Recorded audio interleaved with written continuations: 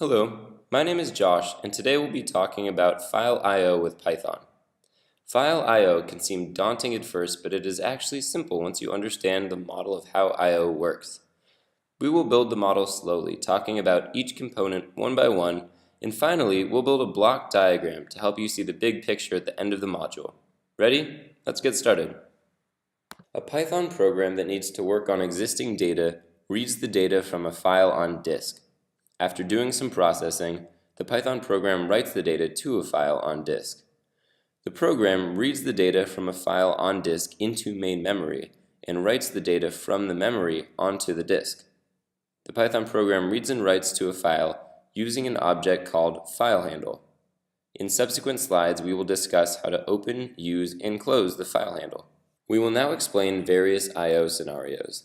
In this scenario, we open a FileHandle to a file in a temp directory. The first argument to the open function call is the path name of the file, and the second argument specifies the mode in which we want the file to be opened. There are many modes possible, though the most common modes are R for read and W for write. The open function returns a FileHandle that is used in subsequent function calls by the Python program. Next, we write a string to the FileHandle. On the following line, we again write a string to the FileHandle. Then we want to write an integer to the FileHandle, but Python only allows strings to be written to FileHandle. So we need to convert the integer to a string, and then we write the string to the FileHandle. Finally, we close the FileHandle so the operating system can free up resources, including memory associated with the FileHandle. Notice that after the Python program runs, we observe that a new 68-byte file was created. In a second scenario, we will read from the file that we just created. The Python program first calls the open function to open the file in read mode specified by the second argument R to the open function call. Next, the Python program calls the read function on the FileHandle, which reads data from the file into the memory buffer called file memory. The buffer file memory is an array, and we call the print function on it. Finally, we'll close the FileHandle to release operating system resources associated with it. In this scenario, we show how the memory buffer can be accessed like an array. So again, we open the file and get a FileHandle.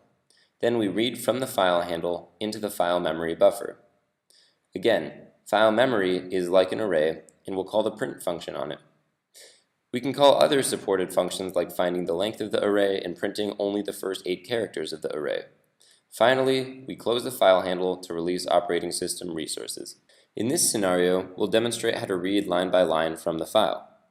So first we open the file to get a FileHandle. Then we call the readLine function on the FileHandle to read one line at a time, and then we print the line.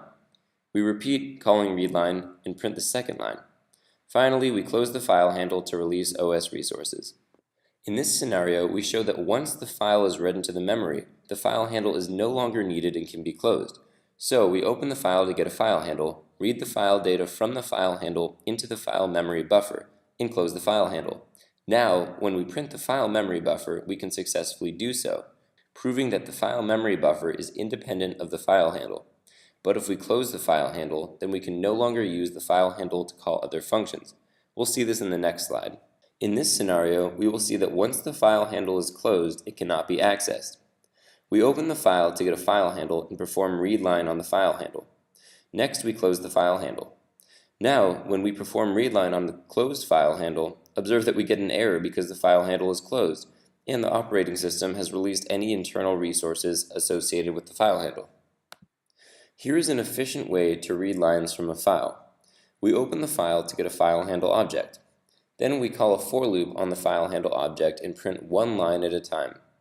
The end argument to print specifies that you want to print a new line after the print statement. The default of the end argument is \n, so we change it to null string since the input line already has a new line character at the end of each line. Finally, we close the FileHandle. This is a simple program to open the file and read line by line to increment a line count variable so that we can get the line count for the file. Similarly, we read the file contents into the memory buffer using the read function call and call the length function on the memory buffer. Surprisingly, we get the file byte count to be 0. Can you guess why? It's because the file I/O works like a music or video tape. The file I/O has a file pointer that is set to the start of the file when the file is first opened. As we read data from the file pointer is automatically incremented so that subsequent reads return the next data sequentially. In this program, we perform the reads on the file handle, and so the file pointer reached the end of the file. Now when we try to read from the file handle, it is already at the end of the file, so no new data is read. The way to fix this problem is to rewind the tape, or in this case, rewind the file by calling the seek function call, as we will see in the next slide. This program is exactly the same as in the previous slide, with the only difference being that we call the seek function call with an offset of 0 so that the file pointer is set to the start of the file.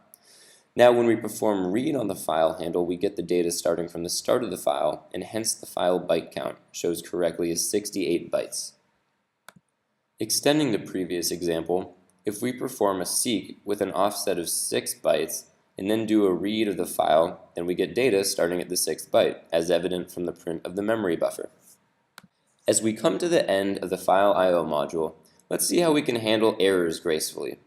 Here, we try to open a non-existent file and get an error that looks unreadable to the user. A good way to handle this error is shown on the next slide.